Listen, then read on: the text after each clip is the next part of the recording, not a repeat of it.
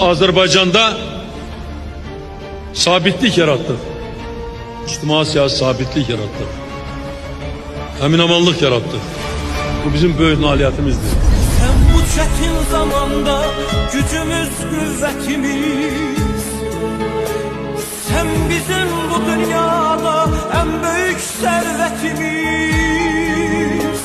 Milletin imzası var, imzalar. Azerbaycan'ın devlet müstakilliğini göz bebeğimiz gibi koruyacağız ve gün günden möhkemlendireceğiz. Daha da yükseklere kaldıracağız. Gücümüz, kuvvetimiz. Sen bizim bu dünyada en büyük servetimiz.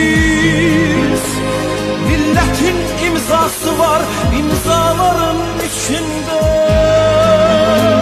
Sana halal